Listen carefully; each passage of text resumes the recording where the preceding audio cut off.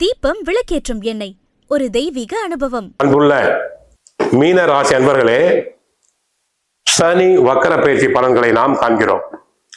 ஜூலை 27ஆம் தேதி சனி பகவான் வக்கரம் அடைகிறார். அவர் ஜூலை 27ஆம் தேதி முதல் டிசம்பர் 11ஆம் தேதி வரை 138 நாட்களுக்கு வக்கரம் அடைகிறார். 7.5 சனியில் ஜென்ம சனி படாத பட்டுக் கொண்டிருக்கிறீர்கள். மறுபிறவி என்று சொல்லலாம். நிறைய மீனராசி என்பவர்கள் ஊரை விட்டு ஓடிவிட்டனர். நிறைய பேருக்கு டைவர்ஸ் கேஸ், ஐசி வார்டில் உள்ளார்கள். வீட்டில் சண்டை, நிம்மதி இல்லை, இரவில் படுத்தால் உறக்கம் இல்லை, கணவன் மனைவி சண்டை.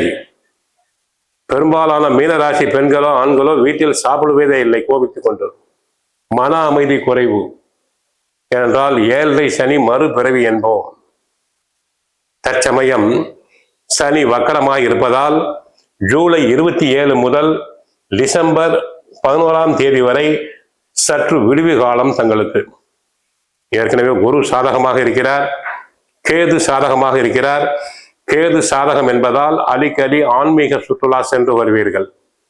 தங்களை பொறுத்தவரை இந்த இடைப்பட்ட நாட்களுக்கு உடல் ஆரோக்கியம் சீர்படும்.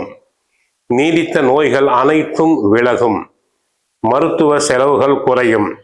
வீட்டில் உள்ள பெரியோர்களுக்கு, மூத்தோர்களுக்கு ஏற்பட்ட செலவுகள் அனைத்தும் குறையும். குடும்பத்தை பொறுத்தவரை சிறிது நாட்களுக்கு கணவன் மனைவி ஒற்றுமை உண்டு. மீனராசி பெண்கள் வாய் திறக்கவே கூடாது.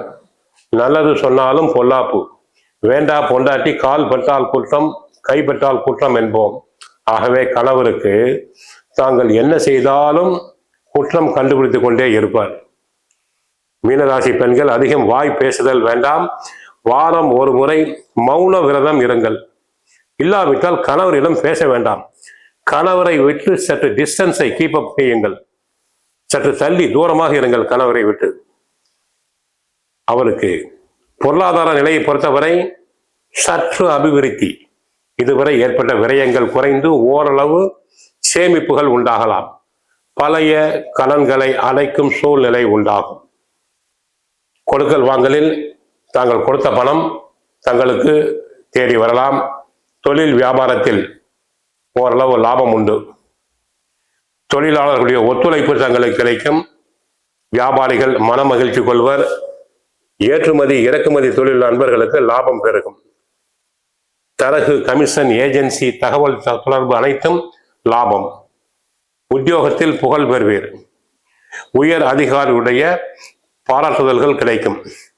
தங்களுக்கு நியாயமாக கிடைக்க வேண்டிய பதவி உயர்வு, சம்பள உயர்வு, இடமாற்றம் அனைத்தும் தாராளமாக கிடைக்கும். பிறரால் முடிக்க முடியாத வேலையை தாங்கள் எளிதாக முடித்து நல்ல பெயர் எடுப்பீர்கள். அரசியலில் புகழ் பெறுவீர்.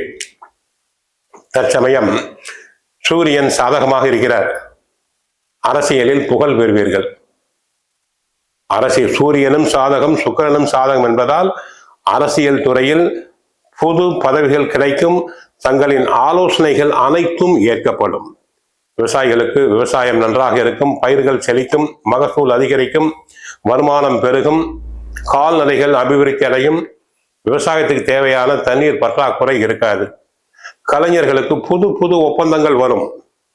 சினிமா நடிகைகளுக்கு நல்ல கதை அம்சம் கொண்ட படங்கள் கிடைக்கும். இருந்தாலும் பிற ஆண்களிடம் நெருக்கமாக பழக வேண்டாம். வீண் கிசுகிசுப்புகள் வரலாம்.